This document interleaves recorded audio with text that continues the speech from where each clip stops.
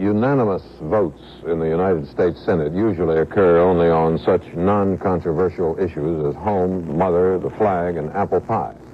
But they voted unanimously today to put tight restrictions on the military's poison gas and germ weapons. The vote was 91-0. Congress generally seems to have turned sour on this whole subject. Senator Goodell of New York said he wondered if it shouldn't be eliminated entirely, and said he was not convinced the United States had to match or surpass the Russians in every weapon of every type. The Senate amendment calls for several new tough restrictions on the testing, storage, and transportation of gas and germ warfare materials. Open tests must be approved in advance by both the Secretary of Defense and the Surgeon General. The Surgeon General must give advance approval on shipments, Congress must be notified, and the material must be detoxified. The Pentagon can't buy any new CBW delivery systems, and Congress must approve all money spent on gas and germ warfare. And finally, CBW materials cannot be stored outside the United States without prior approval.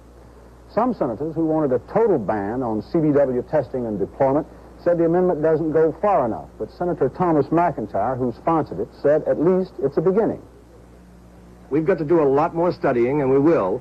In my committee, at least in my committee on Research and Development of the Armed Services Committee, we'll be taking a hard look at this. We'll be going to make trips to, we'll be making trips to Dugway and to Edgewood, and try to get a firmer understanding. Because I wouldn't want anybody to think that we are on the way to actually blacking out our deterrent in this field, because we know, for instance, the Soviet Union has plenty of this nerve gas, much more than we do. So we'll be taking a hard look during the coming year and be back another year with, I hope, some good recommendations. Both Defense Secretary Melvin Laird and Senator John Stennis, the chairman of the Armed Services Committee, approved these new restrictions in advance, and some people say that was an effort to placate critics of the Pentagon. After the vote today, Senator Stennis got up and said the Senate has adopted a bad attitude toward the military this year. He said he hopes today's action will satisfy all the critics and they'll leave the rest of the defense budget alone. And no doubt the administration hopes so too. But those senators who believe that Defense Department spending has gotten out of hand have been pleasantly surprised by the extent of their own strength. More congressional control over the Defense Department has proved to be a strong popular issue, and the administration hasn't heard the last of it. Douglas Kuiper, NBC News, Washington. The State Department explained carefully today that the only foreign places where germ and poison gas materials are stored are Okinawa and West Germany. It did not mention their storage in the United States, where they're in several places, including some near big American cities. Weeks ago, the U.S. suggested to Moscow it was time to have a meeting and discuss the limiting of big, heavy strategic weapons. As yet, Moscow has not agreed on a time or place. But today, the State Department said it had some reason now to expect the Russians would be answering soon. Chet? President Nixon sent to Congress today the proposals for legislative implementation of his new welfare and anti-poverty program. A long debate, public and congressional, will now ensue. We will discover that the welfare problem has its complications and is full of false assumptions. For example, there are many more whites on welfare than there are blacks, but the percentage of blacks on welfare is much higher. Another one, about 85% of those persons on welfare are mothers and dependent children. They are the ones most affected by any change in the welfare system. About 12% are the physically handicapped, and some 3% seem to be psychologically unemployable. The new proposals would also help those who work but who make very little money. The West Coast White House opened for business with a message to Congress spelling out in detail the welfare reforms Mr. Nixon outlined in his Friday night speech. The president's $4 billion program applies only to needy people with children, providing for a minimum payment of $500 a year per adult and $300 per child nationwide. If the family is headed by an able-bodied male, he must apply for work or job training to qualify. The president, who discussed his proposals with Anti-Poverty Director Donald Rumsfeld, also recommended supplementary welfare payments for the working poor. Rumsfeld later talked about the new proposals. As far as the work requirement goes, I think that the president, like a great many people in this country, are anxious and compassionate to see that people receive the kind of assistance that they should have. But I know that he and this administration feel very deeply that an individual who is able to work should be willing to, in fact, work. And there's no work requirement. If a person doesn't care to work, they don't have to. They just don't receive the payments. The old welfare system is going to be abolished, and this is an entirely new approach. And certainly the individuals who work but do not work full-time, but are involved to some extent in the economic of the life of the country should not be penalized because they work. In fact, I think the incentive to work that's inherent in this program is one of the most exciting aspects of it. So I would look to see the reaction of the American people to be very favorable on that. This is an approach that, while it costs money today, will in fact down the road, 4, 5, 6 years, I think, lead to a considerably more sensible approach to assisting those individuals in the society who need the assistance and encouraging and providing this incentive for work. Minister, during the campaign, Mr. Nixon referred frequently to those people he called the forgotten Americans, people who work, pay their taxes, go to church, and don't demonstrate. He believes those people have become fed up with federal handouts to the poor. The strong work requirements in his welfare package are designed to make welfare more palatable to the forgotten Americans. Richard Valeriani, NBC News at the Summer White House. The Huntley-Brinkley Report is produced by NBC News and brought to you in color by Anacin, with the specific compound that relaxes tension as it relieves headache pain. Reach for Anacin. With all the pain relievers in the world to choose from, doctors most often recommend one specific ingredient for headaches. 2 Anacin tablets have more of this specific pain-relieving ingredient than 4 of the other leading extra-strength tablets. The others contain additional pain relievers, and 2 is the recommended dosage, but you should know that 2 Anacin contain more of the specific pain reliever than 4 of the others. Next headache, take Anacin. You will look better in a sweater washed in Woolite. Woolite washing makes a sweater look alive. Woolite and cold water safely soak sweaters clean in 3 minutes. No shrinking, no fading. That's why the makers of over 20 million sweaters recommend Woolite. You will look better in a sweater washed in Woolite. Try cold water Woolite and look alive. Chief Justice Warren E. Burger today called upon the American Bar Association, meeting in Dallas, to join in a massive study of the nation's entire penal system. He proposed thorough examination of parole, probation, prisons, and related institutions, their staffs, their programs, their educational and vocational training methods, standards, and procedures for release. The Chief Justice warned that the nation is in danger from those of both political extremes who would resort to insurrection or repression.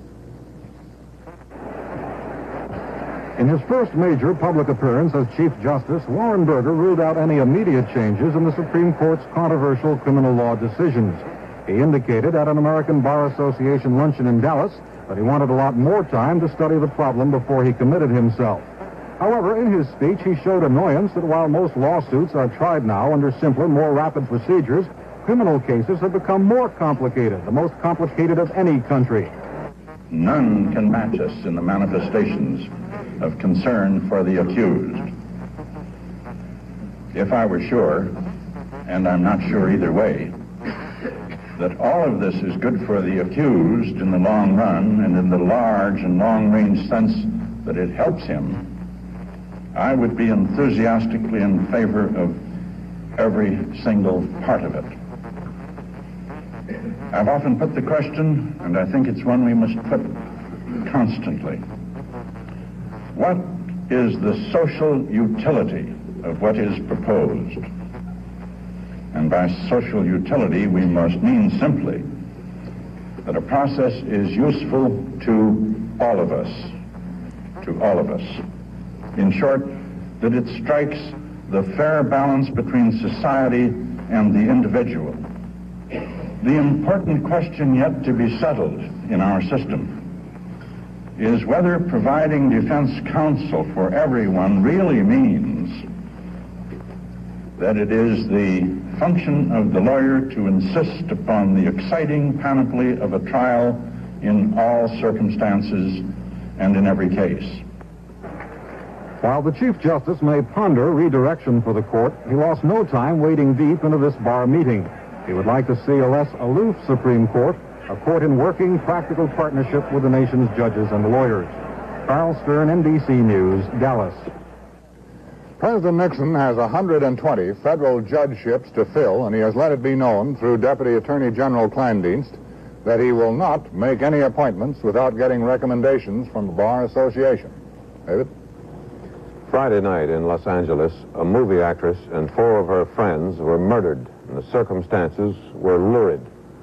The movie actress was Sharon Tate, 26. The others were a male hairdresser, the heiress to a coffee fortune, a writer, and a boy just out of high school. And a short time later, not far away, a middle-aged couple was found murdered in similar circumstances. The latest murders were discovered during the night. The bodies of a man and his wife found in their home. Lino LaBianca, a supermarket owner, and his wife had both been stabbed to death, repeated stab wounds. On his body, the word war had been carved in the chest. Then, with blood, the killer had scrawled on a refrigerator door the words, "Death to pigs." Hoods had been placed over the heads of both victims. With daylight, police searched the premises. They found no evidence of robbery, no suggestion of motive. A baffling crime and bizarre. The bizarre circumstances of those 2 murders last night were strikingly similar to the 5 murders at a home in Bel Air a few miles away 2 days before. This was at the home of movie director Roman Polanski, and it was his wife, Sharon Tate, who was one of the victims. She, too, had been stabbed, repeated stab wounds. One of the victims had a hood placed over his head, and the word pig was written in blood on the door. Now, today, police were searching here, too. Mr. Polanski had returned to Los Angeles from London and was in seclusion with friends. And police today could but speculate whether these 2 crimes this weekend, so grotesquely similar, had been done by the same person, or perhaps news reports of the first crime had inspired somebody else to do the second. The only suspect police had, William Garrettson, the young caretaker found at the Polanski home, said he had been sleeping during the murders there. And so this afternoon, after much questioning, police let him go. Jack Perkins, NBC News, Los Angeles.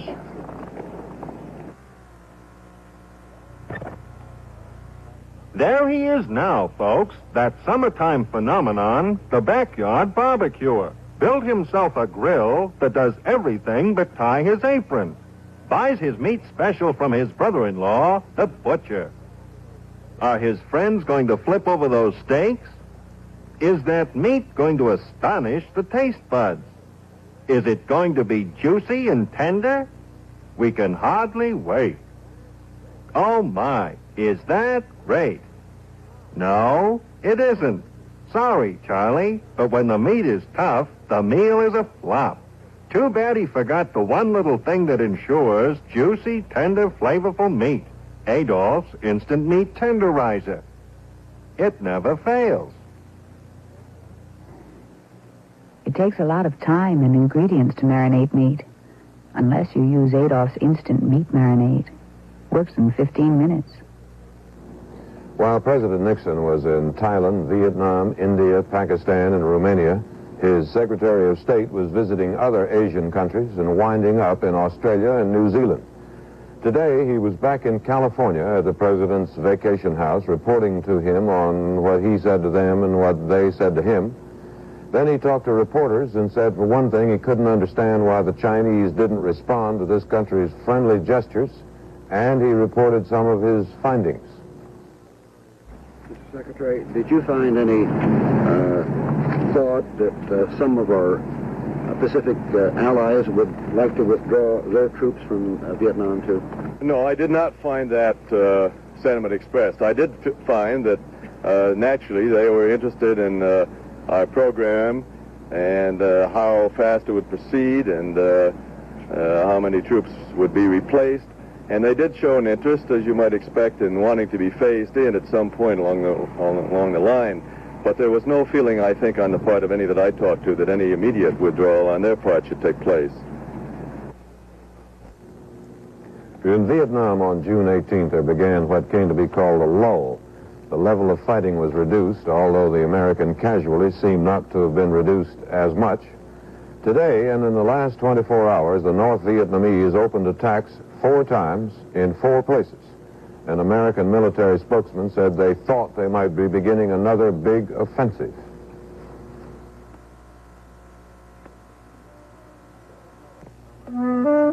Don't let a summer cold shut you off from summer fun. To keep going, you need aspirin for chills and body aches, antihistamine for runny nose, and decongestant to help clear your head. You get all 3 in Dristan tablets. Just about everything you can do for these summer cold symptoms is in Dristan. Dristan tablets, concentrated medication. The Huntley Brinkley Report continues, brought to you by Silva Thins. Lowest in tar and nicotine of all 100s. Lower than most Kings, yet better taste. Silva Thins, now in menthol, too.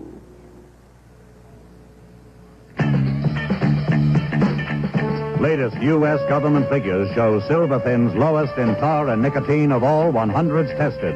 Lower than most Kings. Can a cigarette that tastes as good as Silva Thins actually be that low in tar and nicotine? Read the United States government figures. Try Silva Thins now in menthol, too. Last June, as air travelers will recall, the traffic controllers phoned in by the hundreds, all on the same day, and said they were sick. It was a week before the airlines got back on schedule. The Federal Aviation Administration, which hires the controllers, said today it was in effect a strike, which is illegal, and it said about 20% of the controllers would be punished with suspensions for 3 to 5 days. The controllers said earlier if any of their members were punished, there would be a mass resignation, but they have not said today if they were going through with it. The United Mine Workers Union has a fair-sized revolt in its membership, and the leaders are accused of deceiving the members, misusing the union money, and other failures. The leader of the revolt, Joseph Yablonsky, is challenging Union President Tony Boyle, John L. Lewis's hand-picked successor, in a coming election. Today, Yablonsky and his lawyer outlined some of their charges against Boyle. Boyle and his henchmen have perpetrated violence upon me and those working with me, embezzled from the Union Treasury huge sums for Boyle's election campaign, while many rank-and-file miners have been denied their measly pensions. Boyle and his fellow officers have created an extravagant fund for themselves with miners' dues. These elite pensions pay more than 20 times the amount received by the retired coal miners. Moreover, Boyle and his associates have packed the UMW payroll with their relatives and friends. Take District 5 as the one example, although there are other examples. A loan is made by the national office, Mr. Boyle's office, to the District 5 office. Then the District 5 office takes the employees and gives them a check, say in the neighborhood of $2,000 or $3,000 in the cases we know. The man cashes the check and returns the cash to the Secretary-Treasurer of the district. The Secretary-Treasurer of the district tells the man to give him a voucher as though he had expended that sum for union business. In this way, cash is obtained for the Boyle slush fund. Later, Boyle said the embezzlement charge is a malicious lie. Yablonsky apparently has enough support to force the union hierarchy to certify him as a candidate. He thinks this indicates that many miners who fought the coal companies for decades for better conditions now feel their own leaders are out of touch with their needs. Ron Nesson, NBC News, Washington. Senator James Pearson, a Republican from Kansas, said in a speech today, the military-industrial complex in this country is a vast, self-perpetuating, permanent establishment. But he said the country cannot get rid of it, and so it must learn to live with it and control it in a way it is not controlled now. Chet? In Greene County, Alabama, a number of black candidates tried to run for county office last November, but a local judge ordered their names off the ballot on the grounds their party had not satisfied all legal requirements. The candidates appealed to the Supreme Court, which reversed the original ruling and ordered a new election, which the black candidates won. Today, they were sworn into office. One got only as far as 6th grade, the others to high school or college. 4 of them are farmers. Today, they took over political control of the Greene County Commission and the Board of Education. We are here today in Greene County to bear witness to a most historic occasion. Today, for the first time in the history of this state, we are affirming that we, the voices of the people, have been heard. Today, myself and the other newly elected officials here with me stand in living testimony to the fact that representative democracy can be a reality. In Greene County, the black voters outnumber the whites 2-1. Until now, they have not been represented in county government. In the inaugural speeches, the new black leaders promised to do something about the county's biggest problem, poverty. There are 3 white men left in the county government, a probate court judge who watched from the courthouse balcony, and 2 others. How do you feel about this new government, and how will you work with it? Well, I have an open mind about it, and I will do my best to work with them. I'll meet them more than halfway. We've got to get along together for this county to survive. And Sheriff, how do you feel about the new county commissioners? Well, we won't have any trouble. We got some adjustments to make, and this thing has been blown all out of proportion here. We don't expect any trouble working with these colored people whatsoever. Do you think you'll get along with them? Oh, there's no question about it. These people have been friends of mine all my life, and these people voted for me 3 years ago, and I'm going to run next November, and I expect them to vote for me again. I expect to win. Greene County whites watched the victory parade. Some were bitter. Some blamed the Supreme Court. But a substantial number indicated they would wait and see how things worked out under black leadership. Dean Bayless, NBC News, reporting.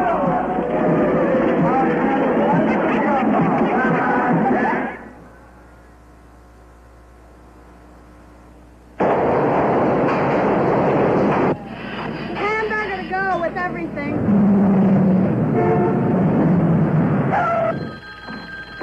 Yes. Yes, I'm leaving now. One of the prices we pay for civilization is what most people call acid indigestion, gas, heartburn, a tense, tight stomach. Well, now there's a modern solution to this distressing problem. Digel. Digel, the extra action antacid with the extra action of simethicone. Look, this white layer of Digel contains effective antacids to neutralize excess acid. This yellow layer contains simethicone in a patented formulation which breaks up bubbles of gas to help relax your tense, tight stomach. Digel with simethicone works as no plain antacid can to give you more complete relief. Digel, the extra action antacid, tablets or liquid. Astronauts Collins, Aldrin, and Armstrong came out of their sealed quarantine tank last night and today had their first day at home in peace. But it will not last long. The schedule in front of them is in some ways more arduous than their trip to the moon. Tomorrow morning at 11 o'clock Eastern Time, they'll have a long news conference describing their trip and showing their films and narrating them themselves. NBC television will carry it live. On Wednesday, a parade in New York in the morning, a parade in Chicago in the afternoon, and a huge dinner in Los Angeles at night. NBC will carry all that, too. On Saturday, another one in Houston. As they left quarantine, the doctor said as far as they could tell, they were in perfect health, and they came back from the moon with no moon bugs at all. Chet? NBC said today it won't go along with a proposal to end cigarette advertising on television and radio by the end of this year. The company called the proposal discriminatory in that it exempts the print media from any such advertising ban. NBC suggested that the tobacco companies use the airtime they bought to promote other products they make or for public service announcements. Representative Wright Patman charged today that Charles Rebozo, a close friend of President Nixon, has been accepting special favors from the Small Business Administration. Today was the first business day since France devalued the franc, and the franc stood up well in the world's money markets. The British pound and the Belgian franc dropped a little, and the West German mark went up. The devaluation apparently had little effect on the New York Stock Exchange. Trading was very light. The Dow Jones Industrials dropped more than 4.5 points, and the value of an average share of common stock went down 26 cents. In South Korea, government is a strenuous business. Every now and then, the legislators fight among themselves, throwing chairs, inkwells, and anything that isn't nailed down. Nobody seems to mind, and the business of government goes right along. But now, a good many of the country's lawmakers are trying to keep President Park from getting a third term.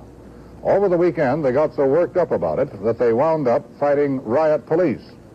The legislators had just ended a sit-in, which is not uncommon either in the South Korean Assembly. Riot police were standing by when one lawmaker, still smoldering, got into a fight with a bystander.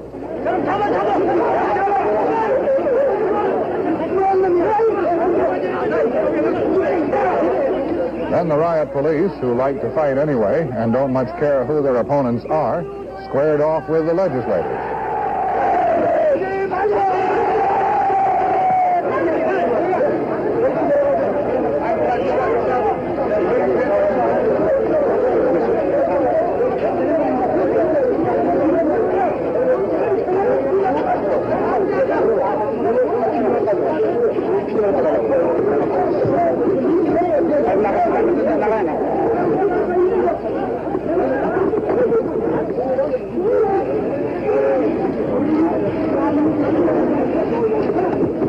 The fight ended in a draw, and a few minutes later, everybody went home.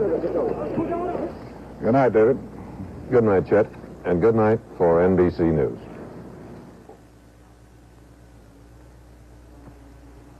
Ultra Bright toothpaste, a taste you can really feel. Ultra Bright gives your mouth sex appeal. Ultra Bright, the sex appeal toothpaste. The kickiest taste, the brightest teeth, the freshest breath. Ultra Bright gives your mouth sex appeal. After Ultra Bright, everything else is just toothpaste.